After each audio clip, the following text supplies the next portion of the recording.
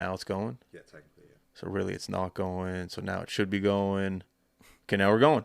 There you go. Brett McKinnon is in the building or in the house or in the studio. In the studio. How are you, sir? Great, brother. Yeah, happy to be here. Thanks for having me. It's a good life, right? Yeah, it is. Yeah, can't complain. Do you remember the first time you shot in the 60s?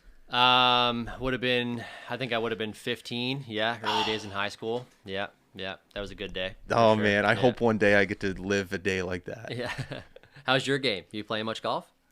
I probably got like my 40th round in last year. I didn't keep track this year, but Okay. I played Penn Hills yesterday. Try to get it like a little closer to the mic if you don't mind. But I got, sure. I got, close to 40, 45 rounds in. And it was great because pretty good. we moved around with work. We're busy in the summer. We're Yeah. in Montreal. We're here. We're Yeah. Boston. So I got to play a bunch of like really cool different courses that you wouldn't really Nice. normally get to play. So Yeah. I thought it was a lot of fun. Yeah, that's great. How And many you don't have a round- membership, eh? So you just kind of bounce around from course to course. Yeah. Yeah, I that's did- a good way to do it, honestly. Yeah. I kind of do the same. Like I work in sales, and I have a membership at Truro Golf Club because I moved down there last year. Okay. But I mean, honestly, I might have played there like I'd say maybe 10 to 15 times this year. Oh, yeah. Yeah, I'm normally on the road all the time, and a lot of golf events in my industry, and then I just bring my clubs everywhere I go to. So I play a bunch of different places around the Maritimes. It's a nice mix. Be honest with me here. Being in sales and being good at golf, do Yeah. they go hand in hand? It's a good perk, yeah, for sure. Yeah, it's I mean, golf's kind of part of my brand too now, and I think like in the industry that I work at, like my company really supports it. The industry seems to do as well, so it's definitely a positive. A lot of people know me, not only just through work, like with colleagues or customers of mine, but golf's an aspect of it too. So if there's any kind of industry events going on, I tend to get the invites. Yeah, so I love that. yeah. So where'd you grow up? I grew up in Cape Breton. I'm from Glace Bay. Okay, great. So Yeah. Cape Breton, not like the best golf climate. So Yeah. did you start off just playing only 4 or 5 months out of the year when you were Pretty younger? much, yeah. I mean, it's quite similar to here, I guess, right? We get pretty much from late April, if you're lucky, to October. So, yeah, I mean, I started I grew up playing at Lingan in Sydney. Being from Glace Bay, it's only about 15 minutes away from there. But, I mean, I started at a really early age and just whacked balls around my backyard for years before I was actually on a course. So, What high school did you go to? Glace Bay High. Okay, my mom went to Riverview. Oh, no way. Is that near there? Yeah, relatively close. Yeah. Okay, cool. I played hockey and stuff growing up too. So I played high school hockey in Cape Breton, and like it was always a big rivalry with Glace Bay High and Riverview and Sydney Academy. And it's funny, like every school is 15 minutes apart, right? But it's those lines in the ground. It's they can build rivalries pretty quickly. Yeah. Do you find like playing hockey and then golf kind of went hand in hand? No pun intended. I find my hands are just a little bit more, not advanced, but it came a little bit more naturally to me around the greens, chipping on due to the fact that I have a touch and I know the golf ball almost similar to how I know a hockey puck. There's a weight involved with it. Do you find that things translate? I would say that. Yeah, I think like growing up as a hockey player in Glace Bay, and I mean, like we dabbled in all kinds of sports as kids too. It just makes you a better athlete, right? So, I think golf for a long time, people never really looked as golfers as athletes, but I think that narrative is changing a lot over the years too. So, yeah, it definitely helps to be involved in sports and other sports as well growing up. So as you putt along, no pun intended again, as you putt along and you get older and older, you start to develop a skill for golf, and all of a sudden you're not really doing it just for fun. You're actually competing, and you're actually seeing some growth. What was that like in your life in the moment you started taking it a little bit more serious? Yeah, I mean, I started playing competitive golf pretty early too. Okay. So like at Lingan, they had a rule years ago. I'm sure it's probably the same, but you couldn't get a junior membership until you were 10. And my dad was a pretty good player, and I always had a club in my hands when I was a kid. Like I have stuff at home that's basically just like a grip and a head, just a putter and like a 7-iron. So I was always whacking it around. And then he was a member at Lingan for years, so he used to take me out to the golf course when I was like 7, 8, 9 years old before I actually had a membership. So by the time I actually started playing and had a membership at Lingan, I was pretty familiar with the golf course and just playing in general. So I started playing in competition when I was 10, and it's been, a huge part of my life since then. So Wow. So as you're coming up and you start to get the competition aspect out of the way at 10, that's Yeah. pretty young. Did competition for the rest of your life come pretty comfortably. Some kids can get nervous. Like when I played hockey, I was nervous going into tournaments, playing against kids from other parts of Atlantic Canada. Did the competition aspect come easily to you? Yeah, I think like I'm a really competitive guy. I think I've been like that through other sports as well. So like, you know, I think from the competition side, like you start out when you're 10, like from the provincial standpoint. So like the Nova Scotia Junior, they'd only let a certain amount of people 12 and under into the event, which kind of makes sense. Like a lot of people don't know the rules, and it's, you don't want people out there for 8 hours whacking it around, right? So we used to go to qualifiers, and you'd have like 12 guys that would get into the Nova Scotia Junior. So that was kind of a goal to play in like a bunch of local junior tournaments and get experience, and then qualify for the provincial events, and then just kind of go from there. So I think, like for me, like competitiveness, it's never been an issue for me to like be competitive. It's been more of an issue for me to kind of dial it backwards a little bit. Okay. Than the opposite side of things. So the reason why I asked the question is because when you're playing hockey, when you're younger, you have a team, and if you make a mistake, it's not totally on you. Yeah. And there was definitely times I made mistakes when I was younger, and I would just, Justin, what the hell you got to be better here. But I don't know how I would have been as a 10-year-old competitive golfer. I don't know if I would have had the mental, fortitude. I don't know if I could have done it. Yeah. How did you do if you made a mistake? Were you hard on yourself? Yeah, definitely, especially when I was younger. And I think that's just like a part of being a kid too. Okay. Like your emotions run high, and I'd get frustrated. I think like my thing was always that I almost wanted it too much sometimes, and I just needed to let it go. But yeah, no, it's a good question. I mean, it's tough to answer. I mean, I think like, just growing up, like as you get older and more mature, like the mental side of things gets easier, and it's like a never ending battle, never ending growth to figure that stuff out. But I mean, I was harder on myself as a younger kid, and just got gradually better at that as years went on. What came natural to you first? Like driving, chipping, irons, putting, like what came natural? I think like I was pretty raw as a kid. I mean, I didn't have a whole lot of instruction. I'd just go around and play with my dad and play with my buddies and stuff like that when I was really young. And then I was really fortunate. I started working with Ted Stonehouse, who's he was the head pro and a general manager at Bell Bay in Badek. I've played there. Yeah, great golf course. And it's about an hour from where I grew up. But Ted was a really, really good coach and ultimate pro. And he basically taught me everything from like all the basics and fundamentals when I was 12. So like grip, stance, posture, alignment, like where I need to be in the golf swing, what that means. So he kind of built me like a base, and I worked with him from when I was 12 through 17 until I went to university. So, I mean, even to this day, like if things start going sideways for me, I just revert back to the basic fundamentals that he taught me as a kid, and then I can usually kind of tone it in from there. So he was a huge, huge part of my development growing up, for sure. Do you ever find like as your body got more stronger and you hit puberty and all that you had to readjust, like maybe your driver is going too far, and were there things as your body got bigger that you had to adjust your game? Yeah, for sure. I don't know if a driver's ever gone too far. That's never been my problem before. But that's a good thing. Yeah, I definitely, think. Yeah. But I mean, like as you grow, it's the same thing in hockey, right? Like, you get bigger and stronger, and things change, and mobility changes, and all different kinds of things. So yeah, I feel like my golf swing changed a lot from when I was a kid until I was in basically university.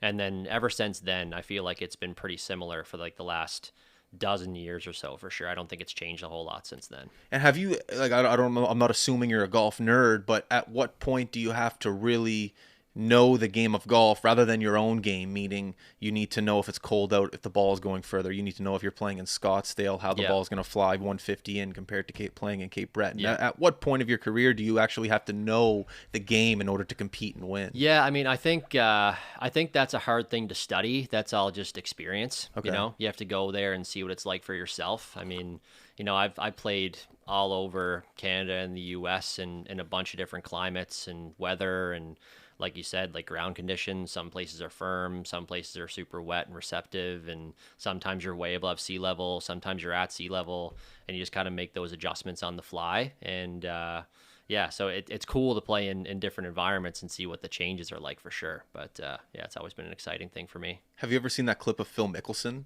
Oh yeah. When he's talking about what he's doing when he's approaching a ball, and a million things run through his mind. Yeah, I kind of relate to that too. Like I think I have a lot of things that kind of fly through my mind, but now it's just kind of second nature. They're just things that I think about right before I hit pretty much every shot, but it takes me like, it kind of happens unconsciously. Really? Right? There's just different things that I'll factor in. And I mean, for me, like when I play in competitions now, like I usually have a caddy, and it's usually my wife my dad as well. And I mean, they have a little bit of input in it, but I like to kind of make my own decisions, and I like to have a caddy mostly because I like to say things out loud. And if I'm by myself and I'm just talking out loud about what I want to see, you'd probably look like a loser pretty quick, right? So I just like to express it. I just like to see what I see, right? Like if it's a little bit into the wind, if it's receptive, if it's if it's a firm green, whatever the case may be, I just like to air it out so I can narrow down exactly what I want to see out of the shot and then just see it and hit it. So it just makes me feel like more comfortable and buy in more to the shot that I'm trying to hit. So yeah, I think if I was by myself out there, it'd be a different view for sure. So if your wife says 9-iron and you say pitch and wedge, it's pitch and wedge. It's pitch and wedge. 100%. So you got a good wife then. She's letting you make the great call. She's never ever, I don't think, ever pulled a club before, but no, she's there for support. And honestly, it's great having her around in tournaments too, because like I'm very competitive, and obviously I want to win every single time I go out. But it's nice to have her there just to kind of stay grounded sometimes too, and enjoy the day in between shots, because I think a lot of people can get pretty frustrated and have really long days on the golf course. But I mean, in between shots, man, you can take in the surroundings and enjoy your day, right? Yeah. And I find like over the last number of years, I've had a lot of success, and I think a lot of it has to do with just enjoying my day out there, aside from just being competitive. So it's when we leave the golf course or we go to a tournament, if I play well or if I don't play well, I think we always leave thinking that we had a good time for the weekend, and that's usually a good thing to come out with. I love that. I was playing with a buddy of mine, Andrew Wigg, yesterday, and I was like, what's your biggest like golf ick? And he was just like, people that come to a golf course and get upset. It's like no one playing here right now is good enough to get upset. You're spending money, enjoy it. Doesn't matter if you have a double, triple bogey, just smile. You're here, enjoy it. Yeah, exactly. And I think I've been always pretty good with like turning the competitiveness on and on, or on and off, sorry. Like I have lots of days where like I play in a lot of competition, but like if I'm playing a random Tuesday at Truro Golf Club or at Ashburn today, right? Like, I mean, I really don't care where it goes, and I don't care what I shoot. I mean, I have bigger things in my day than if I shoot 75. I'm not going to go home and get mad because of that on a random day.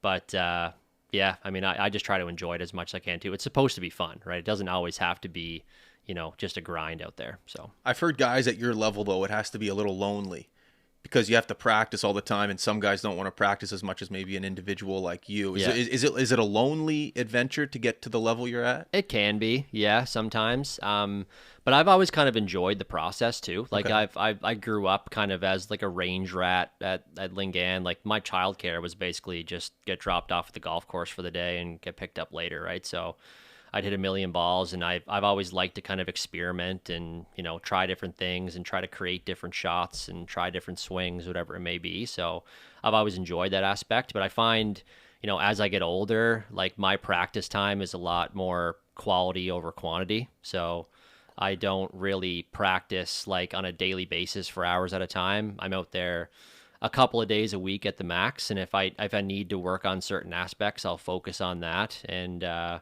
so, I mean, I'm not out there 7 days a week, 4 or 5 hours a day.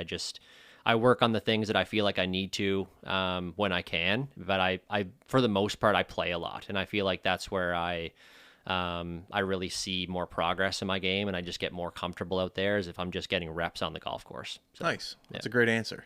At what point of your career does the NCAA start calling and schools start calling Brett McKinnon and saying what's up? That was pretty foreign territory for me growing up. Like I was a pretty good junior player. I won a lot of like junior invitationals and tournaments around in Nova Scotia and Atlantic Canada and stuff. And I was pretty fortunate that my parents were very flexible and willing to take me places too, right? You kind of appreciate that more as you get older.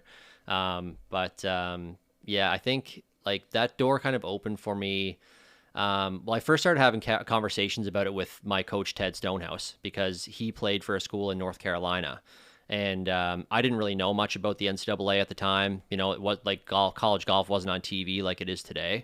And he'd just tell me stories about playing against Mike Weir and David Duval. And that was just like where all of the best junior and amateur players go, is to go south and play in college somewhere.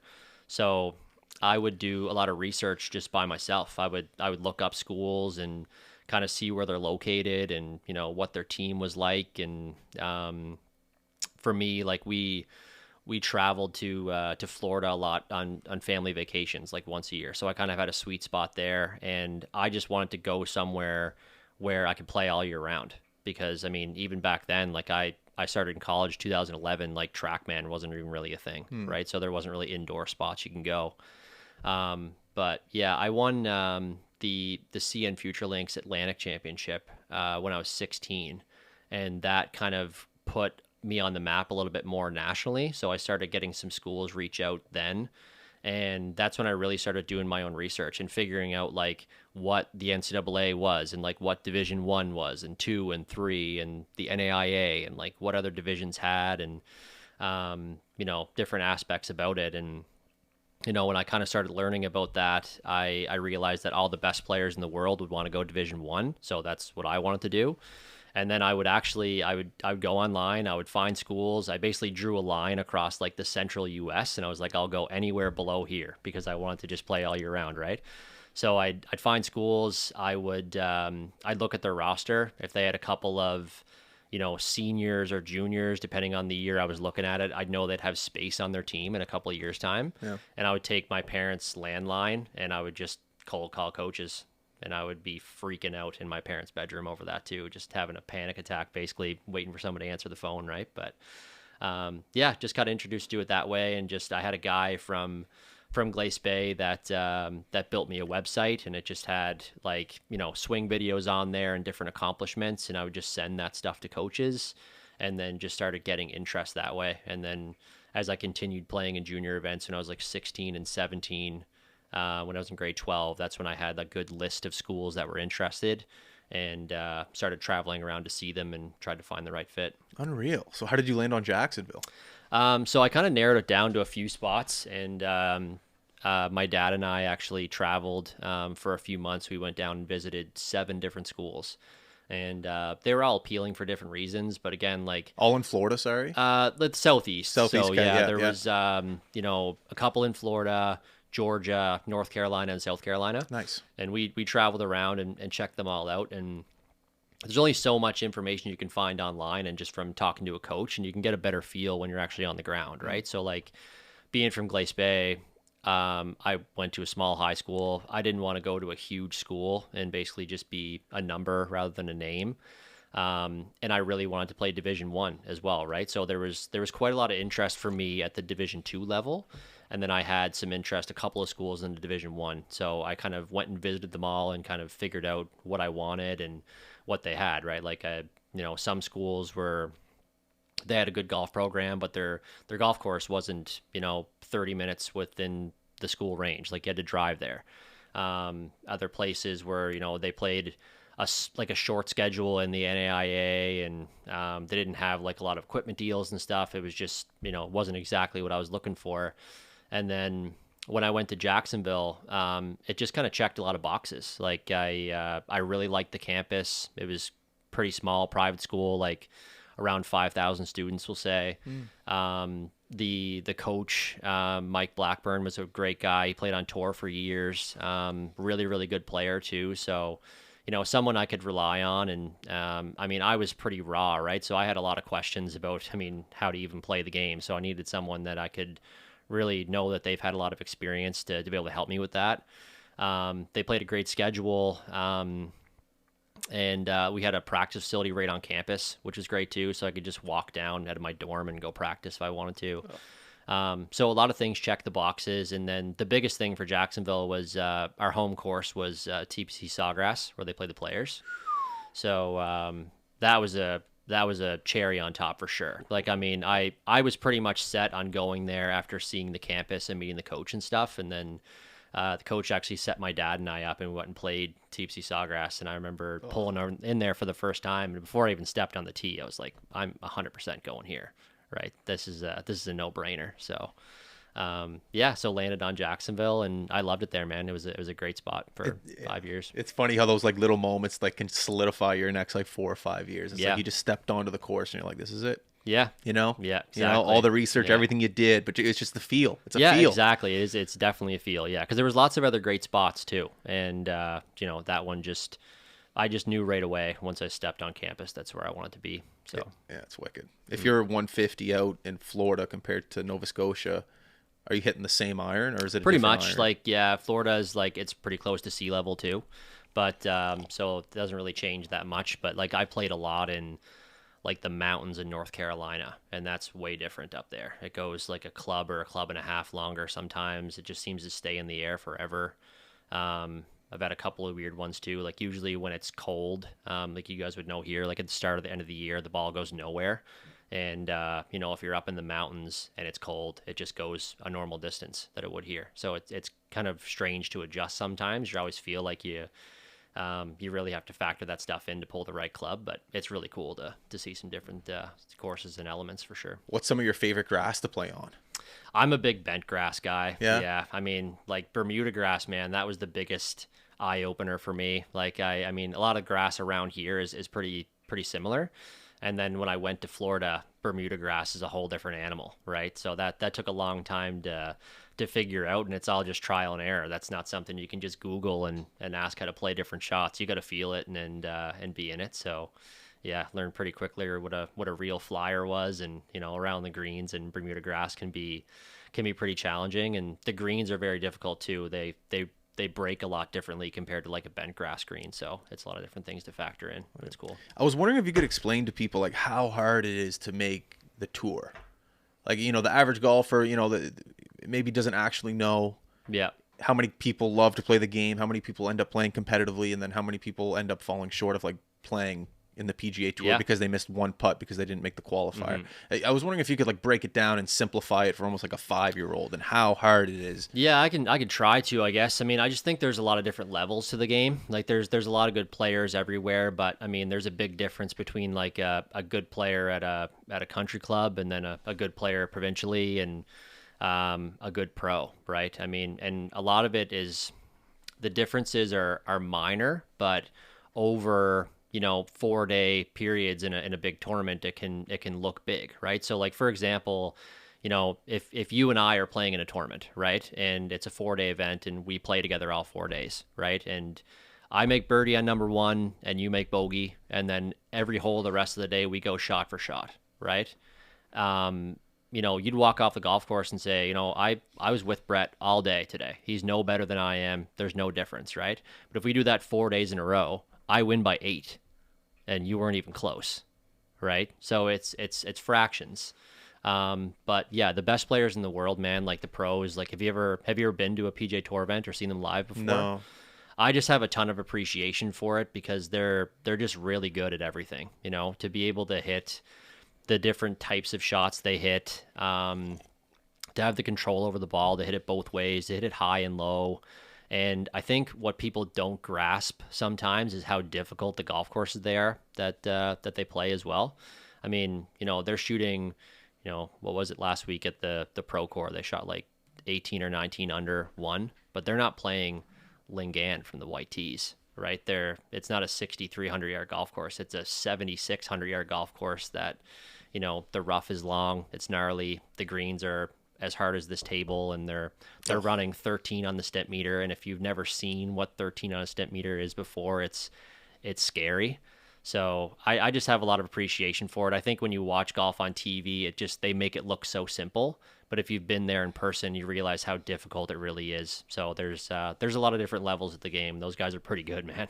Oh, they're unbelievable. Yeah. Well, what's one, I've never been to a PGA Tour event live. What's something maybe I would miss the fact that I only watch it on TV? What's like a thing that you wouldn't see on TV? Maybe like a quirky thing. You can't really get a great feel for all the undulations on the golf courses. So I think like, you know, well, we were just talking about TB Sawgrass, like the players, for example. If you watch the players, you know, you watch a guy standing in the fairway and he hits a shot and you miss the green. And there's like that classic meme, right? Guy laying on the couch eating chips. You're like, oh, what an idiot, right? How do you hit that shot? But if you're there, like, I mean, you know, every shot is just so demanding, and you have to hit. I mean, number one is you have to hit a fade off the tee and a draw into the green, right? If you can't pull that off, you're probably going to miss the green.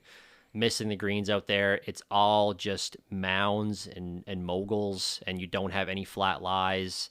The greens are undulated. The pins are always in weird spots. So like up and downs when you're watching it on TV, they look straightforward, but if you were there in person, it's really, really difficult, right? So a lot of the shots too, there's a lot of blind shots out there.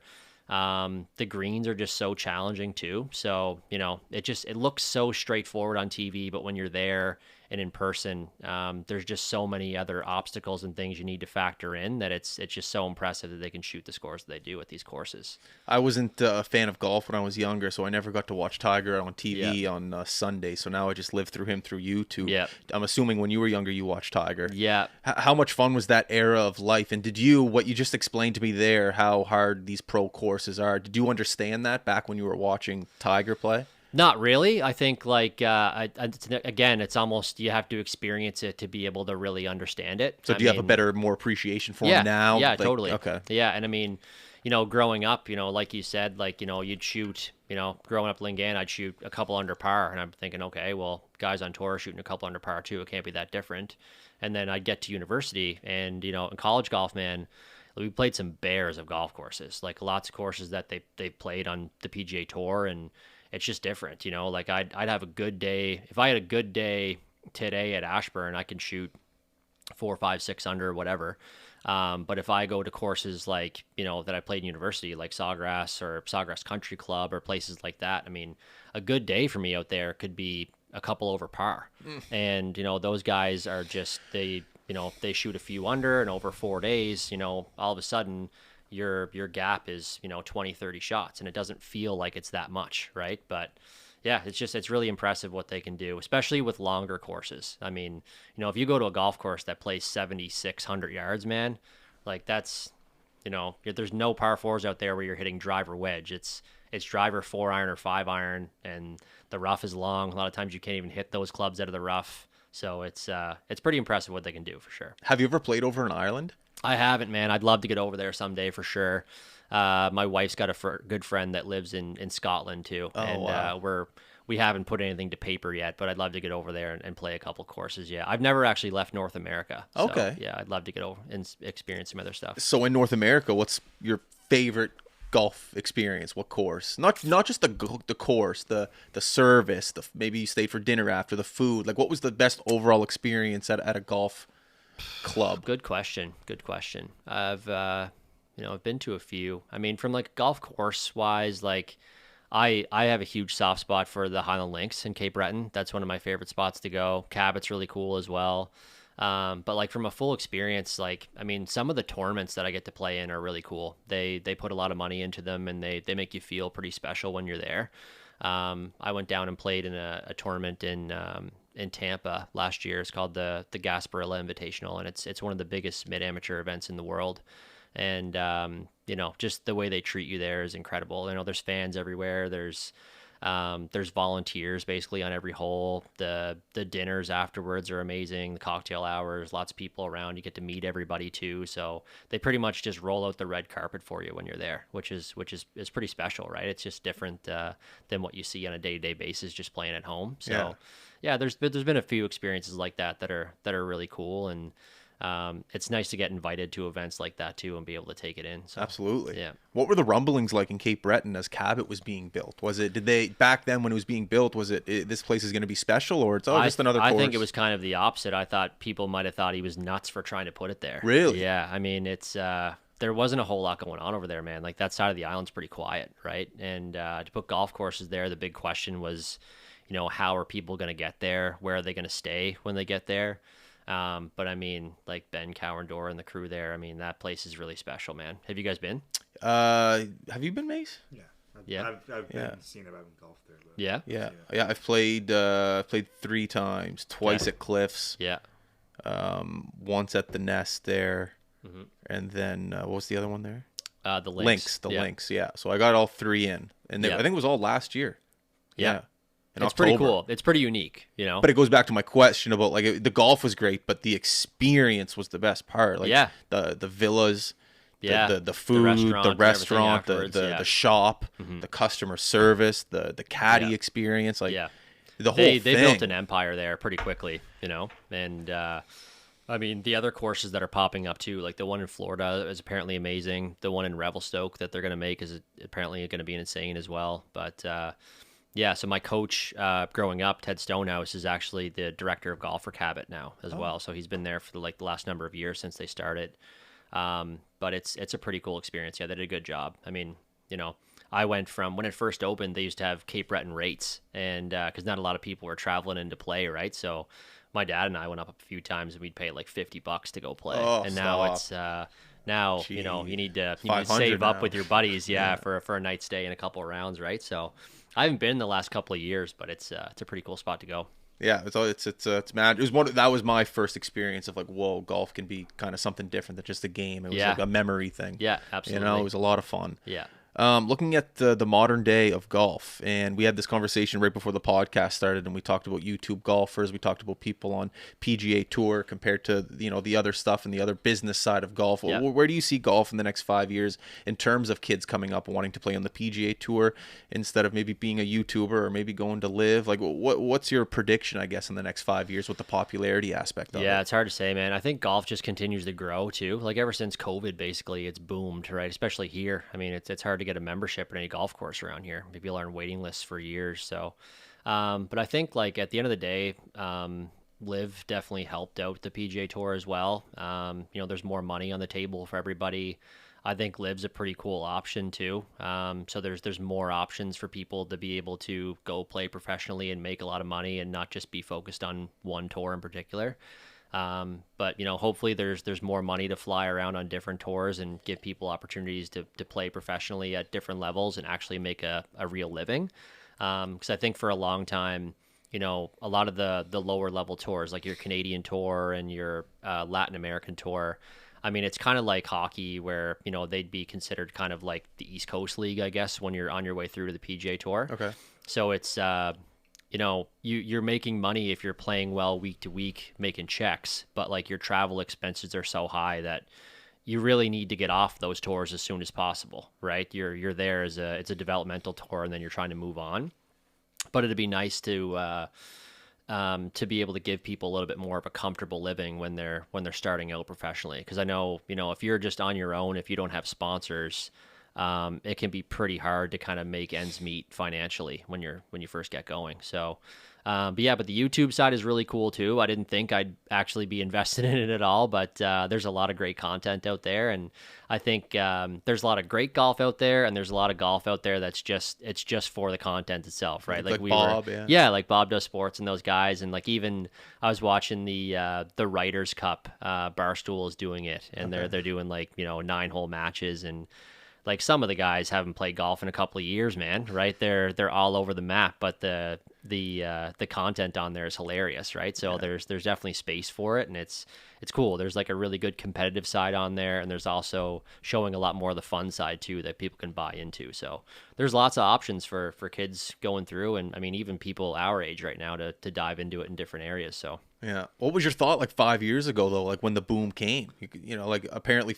6-7 years ago, tee times in Nova Scotia, no problem, play whenever you want. But now it's a little bit tighter. What was your thought 5 years ago when this happened? I mean, it was kind of a shock, but it was probably a good thing for golf courses too. Yeah. You know, I mean, that was really the only thing we were allowed to do basically outside was play golf, right? So I went from like at Ashburn when I was playing there, I was a member there for years, and they used to not have tee times, or they used to have tee times like every second time after 4:00. So you could basically just show up there anytime after work and get out, no problem.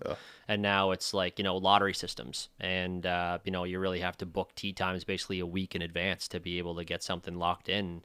And it's hard if you don't have like a pretty regimented lifestyle and everything's balanced out. Like it's hard for me to say like when I'm going to be able to play next Thursday, right? So it makes it a little bit more difficult for people to book stuff. But I think it's good for the golf courses and it's good for the golf industry. There's more money going through for everybody, so that's usually a positive. And it's kind of cool for people that have jobs in golf too, like coaches, whatever, management, whatever it is, and having these students or players come up and they get older and then all of a sudden, boom, okay, now they want to go to the NCAA, just like the route that you took, and there is some guidance there. So it'll be cool to see almost in 10 years where I guess the Golf Foundation in Atlantic Canada is. Yeah, and it's changed a ton since I was a kid too. I mean, like it's cool to see, like I work with Chad Anderson, he's a chiropractor at Proactive Health and Fitness in Dartmouth. Okay. And he is like a really good biomechanics guy. He's a really good trainer, and he works with a lot of golfers now doing like golf specific work to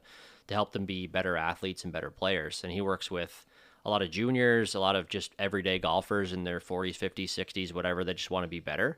But I mean, growing up in junior tournaments, we'd have a lot of people that might not even go to the driving range to warm up before a round, right? You'd basically just show up and go play. John Daly. Yeah. But nowadays, like I know there was a bunch of kids at the Nova Scotia Junior this year, and they went to the gym prior to their rounds. They'd do like a full dynamic warm up in the gym with Chad, and then they'd go to the golf course and they'd do their full prep on the golf course and then go play.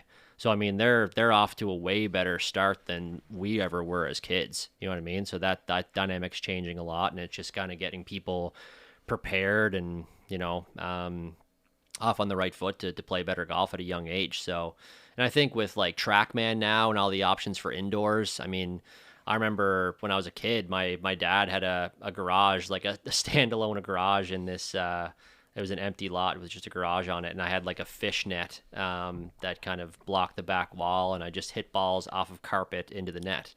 And now, I mean, guys are playing full tournaments on TrackMan all over the place, right? So yeah, I mean, I was at Brunello this summer, and a guy was down there on the simulator, playing a tournament, and I was just like, hey, "What are you doing?" He's like, "Tournament." He's like, "If you win, it's like 80 grand." I was like, "I'll leave you alone." Yeah, the next tour thing is a thing now. Is that what it might have been? That it's called the next tour. Oh, I couldn't believe it. Guys are making a pile of money off that, and I think, like, I don't know, I'm kind of back and forth on it. I feel like it's I enjoy simulator golf, but it's not the same as outdoor golf, right? It's a lot different, but I mean, it's cool. I think that you can still get a club in your hands and get some actual feedback throughout the winter too, because I mean, our winters can be long, and it's hard to go from playing no golf to just getting right back into it, right? So it's nice to have the option to play a little bit over the winter. Absolutely. How hard did you cry when Rory won the Masters this year? Oh man, that was the most captivating TV I've watched in a long time. We watched pretty much every shot from Thursday onwards, and it was cool. I mean, it was funny. I have a buddy in town with me this week, and we were talking about it last night because we haven't seen each other in a while, and I mean, that was like the biggest roller coaster round on Sunday ever, right? He had it in the bag like 4 or 5 different times. And I think everybody was standing up, scratching their head and walking, pacing in their living rooms for that one, right? Even non-golf fans, just like, what is this guy doing? But I mean, cool to see for him, man. I mean, he's been one of my favorite players for a long time too, because I mean, I grew up watching him as well, right? When his early days on tour were kind of when I was coming up through like high school and into university. So I've kind of seen his whole reign, and cool to get the slam for sure. Tommy as well too. Yeah. This year, just, he had such heartbreak for the guy. Yeah. And then he eventually did it. How can you not be emotional about golf? Yeah, exactly. Yeah, and it's hard to win, man. It really is. It's hard to win at any level, but especially at that level, any minor mistakes can be the difference, right? So it was gutting for him to watch it. Gutting for me, to watch him lose a couple of times, especially with 2 and 3 shot leads coming down the stretch. Because I mean, I've been there before, and I know how nerve-wracking it can be, and I can just imagine the level it was for him just being so close so many times to get the monkey off his back.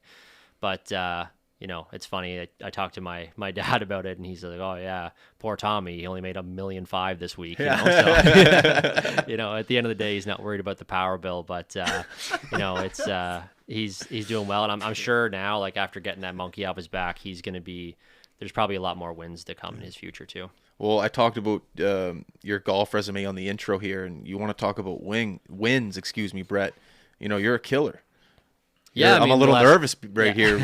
You're 5 feet away from me, but like you're a killer. And in order to win golf tournaments, you need to see your prey, and you need to hunt it, and you need to kill it. And it looks like you've been doing it. So what's the mental, I guess you could say, edge that you have over other golfers around Atlantic Canada that allows you to win golf tournaments? Yeah, I mean, good question. I think there's a lot of it has to do with experience too, but over the last couple of years, I've been on a really good run for sure. And I think for me, like after university, I think that's when kind of everybody makes that decision if they're going to turn pro or not after you play in the NCAA. And I was a little bit burnt out after college, and I just kind of wanted to step away from the game a little bit, and moved to Toronto for a couple of years and started my business career there. And then when I moved back to Nova Scotia, kind of realized after a year just like how much the game meant to me, and not necessarily just to continue the pursuit to the PGA Tour, but just to have it in my life, And I just have a whole different perspective on the game now. I enjoy it a lot more. I don't put like a crazy amount of pressure on myself to win. I think on the mental side of things, like I'm definitely very competitive, but I have moments to myself before rounds. I do the same routine basically every time where I'll get to a golf course. I usually warm up inside. I'll do like a dynamic warm up. Oh, yeah. And then I have like some time to myself, because my problem is always that it's not that I don't want it, it's that I want it too much. And if I can just let it happen, then I usually play a lot better. So I always have moments to myself, especially if I'm really nervous before rounds. I still get nervous all the time. But really? Oh yeah. Even just casual rounds? No, God, no. Okay, but like for tournaments, like if I have something on the line, yeah. Like I think nerves help you, right? It allows you to be more focused. And I feel like I'm a completely different player on a tournament day compared to a regular day. And I think that's probably different than most people. I think a lot of people feel comfortable playing with their buddies on a Wednesday at their home course, and then when they get to a tournament, the nerves can be a little overwhelming.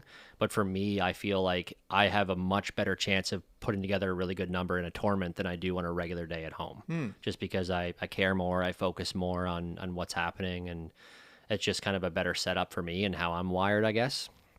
But yeah, over the last little while, I mean, like from a mental perspective, I just kind of put myself in a position where I talk to myself before rounds, and I make notes on my phone, and I do like kind of like a gratitude type of journal type of thing before rounds, where I just write down a bunch of things that I'm grateful for, like outside of golf. So, regardless if I play well today and I win, or if I shoot 85 and lose, all of these things are still going to be here for me, and it's really not that big of a deal at the end of the day.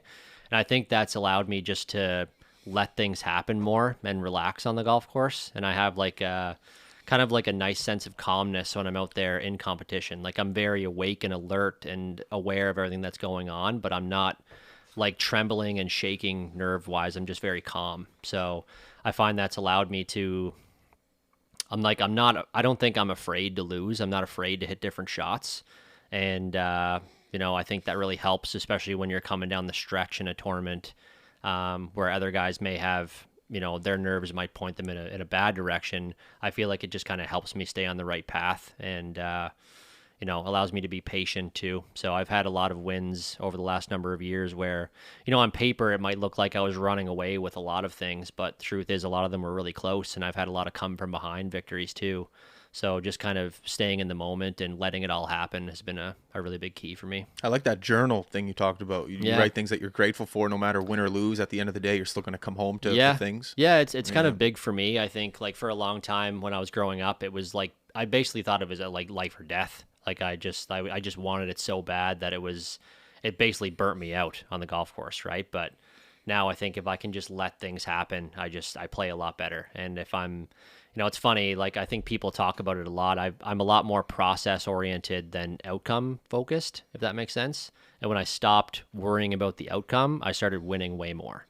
So it's just kind of interesting how that works. From I bet that advice translates into the business world and other things. Stop worrying, just worry about the process. Yeah, I mean, if you're doing the right things over and over again, good things are eventually going to happen. Yeah. Right. So I like that.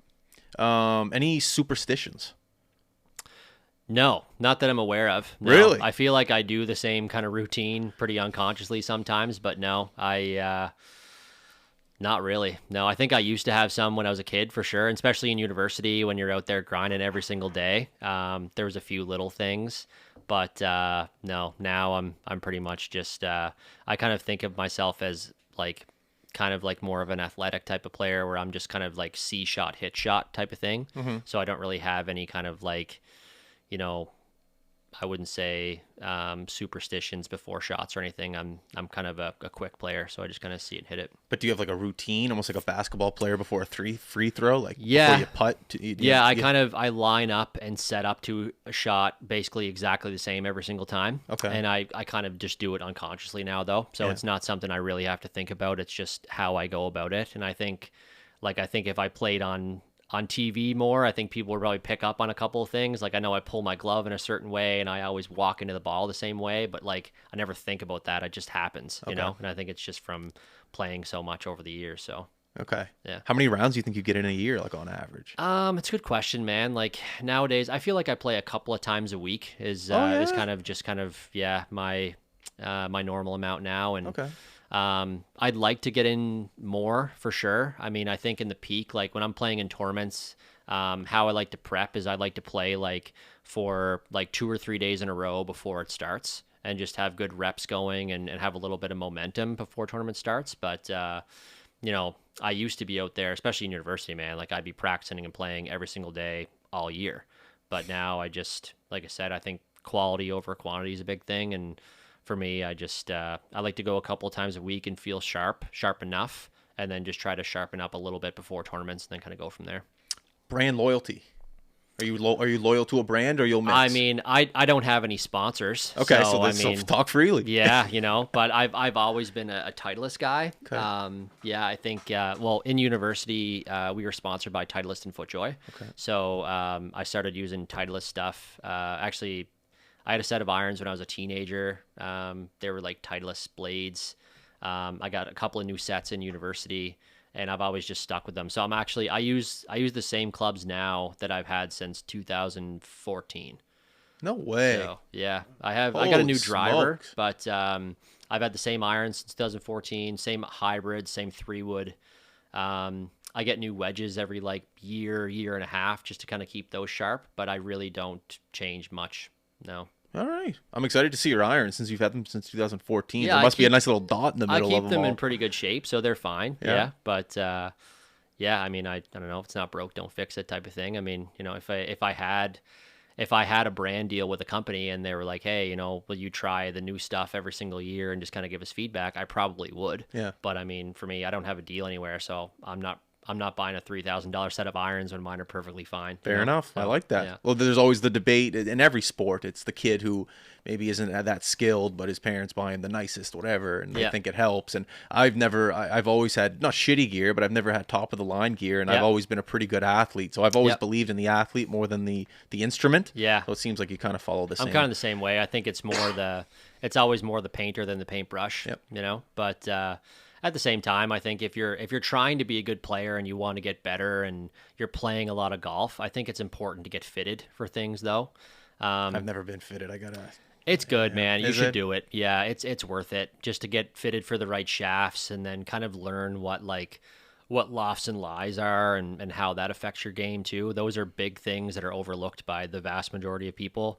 I get my lofts and lies checked at least once a year. Really? And can you give me, after this podcast, could you give me like a name of someone I should go see? Maybe Yeah, for if sure. you recommend, like in the area. Okay. Totally. Sweet. Yeah. They're little things that can make a big difference. Okay, cool. So, I appreciate it. Top 5 things in your golf bag that are just like quirky, just like things in there that like, you know, that have been in there forever. Like you got a cigar that's been in there since 2010. Like just like what's in the golf bag right now that's just like, oh, that's been in there forever.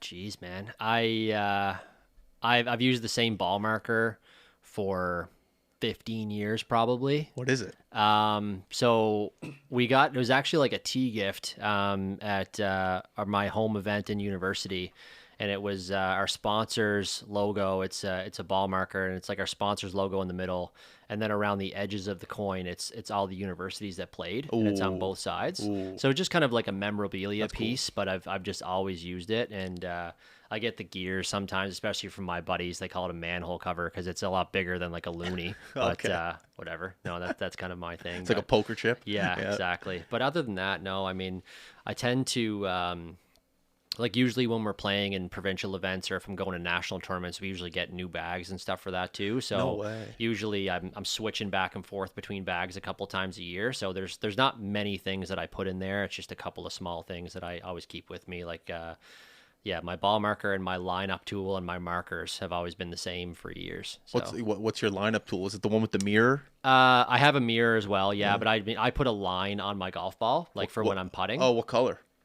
Pink. Okay. Yeah, it's been, I have no idea why.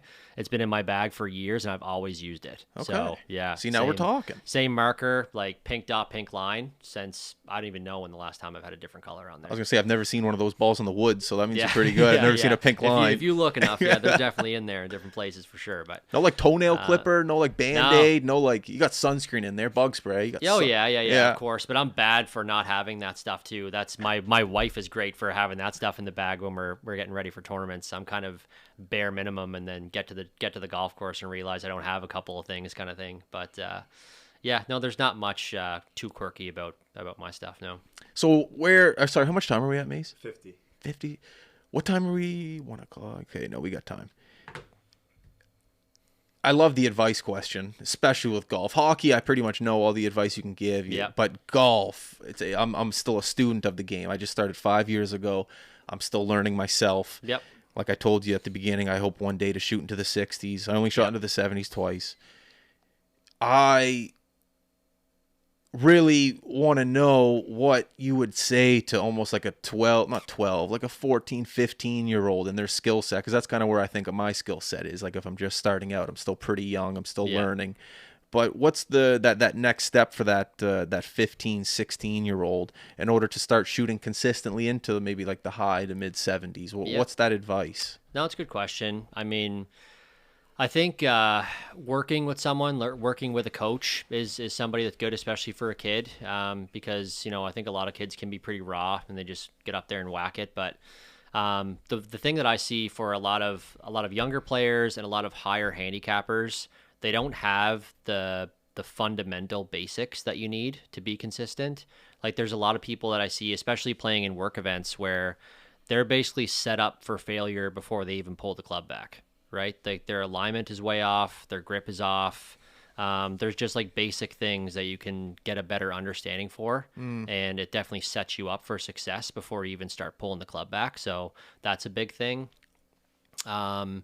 And I mean, for juniors and like guys moving their way up, it's just experience, man. You got to go play. You got to go play in every tournament that you can. I think there's a lot of people that look at just the high level stuff where you might get noticed in a tournament and you got to go play in that one. But for me, like I played in every junior tournament around in like the whole province when I was a kid, because it's just, you need to have that tournament experience to kind of understand how you're going to feel when you get nervous, or how you react when you start to play bad, or how you react when you get off to a really hot start, and how do you keep that going, right? So it's all experience. But yeah, I think working with someone and getting some good feedback on your game is a good place to start, though. Just get your basic fundamentals. Maybe after the podcast too, if you can give me a name. Maybe the same guy that you recommend fitting. Yeah, there's lots of good guys around. Is there? To get some good feedback. And I think like another big thing I see too is a lot of people ask me questions too, and a lot of people think they can get just one piece of feedback and then they're good to go and they're off to the races. But like golf is a crazy game, man. It's the hardest game in the world, I think. So it's really hard to just get one pointer and then all of a sudden get a whole lot better. It's a journey, and you need to be able to put some time in and learn a lot about the game to be able to actually get more successful with it. Another thing too, I think, is, I mean, a lot of people love to hit, you love to hit the long drives and you love to make birdies, but at the end of the day, the guys that are really good are the people that can eliminate mistakes, right? So the really good players are not making any bogeys. Like if you look at like an average amount of birdies for like a a scratch golfer and like a 7 or 8 handicap, it's probably the difference of like one birdie around, maybe, right? Yeah. But it's the guys that are staying away from doubles and staying away from bogeys and staying away from those big numbers that really kind of excel and get a lot better faster. So that's something that I try to focus on too. Like a lot of my friends say that my golf game is very boring, and I think that's a pretty good compliment to get. It's like the classic old man that you get paired up with who just hits his 7-iron all day, and he shoots even par. Yeah, and par's a great score a lot of times, right? So, yeah, it's going to take some time for sure, but if you can get 1% better, as they say, every day, and just get more comfortable shooting lower and lower numbers, you can get better pretty quickly. Do you find when you step foot on a golf course, people just kind of attack you and go, "Hey, Brett, can I?" Almost like you're a doctor. Like, Not hey, really. I just need a little advice. No, yeah. I mean, honestly, I've never been someone that I don't usually ever offer it to people either. If they ask, sure, I'll help them out. But no, I mean, people just kind of leave me alone, which is nice. Yeah. Okay. So yeah, nothing too crazy. I thought people would just be nitpicking. Hey, what do you think of this, Brett? What do you think of this? Yeah, the odd time, but I think I'll be doing it today. So. Yeah, that's fine. I'm always open to it, and Okay.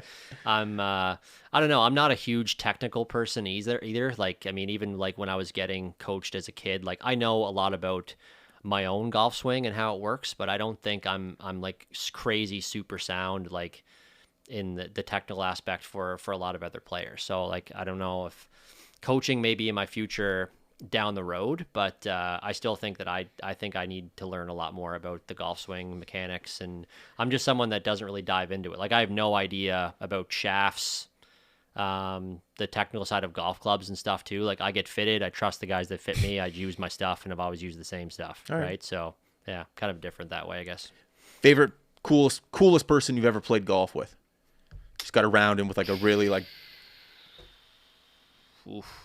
Good question. Like from like a good player standpoint? Sure, good player, could have been a celebrity, could have been just like, oh, I got paired up with this guy who owned this company randomly, like just like one of the most cooler. That's the thing I love about golf. Sometimes I don't have a buddy to play with. I'll go play solo, and I get paired up with the CEO of Staples is there. It's just like, whoa, like what was that experience like, and like who would it have been with? Yeah, I don't know, man. Like I don't know. It's hard to say off the top of the mind. I played with a couple guys on tour, which was cool as well, just to kind of see how they go about it. But it's always cool to hear different stories about people running into people like that. I just can't see, like, I can't think of anything off the top of my head. Like people are talking about, they ran into Sandler at Cabot this year, right? Did you see our podcast?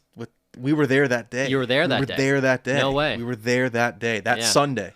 We were up in Port Hood dropping equipment off for streaming, so we just drove up to Inverness and just randomly played. Yeah. And he was there that day. I found out the Monday the next day. I never saw him. That's crazy. He was there. Yeah. My dad met Larry David there one time too. Cabot? Yeah. Oh. Yeah. So it's I don't know. I can't think of anybody off the top of my head as far as like really unique that way, but I'm sure as the day will go on, I'll probably think of something when we're out there on the golf course. So your dream foursome then.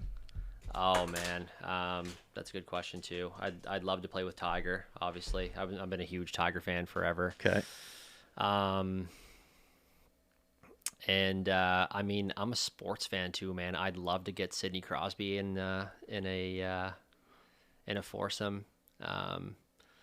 Wayne Gretzky as well, and then probably I guess that's four, it, right? That's a great foursome.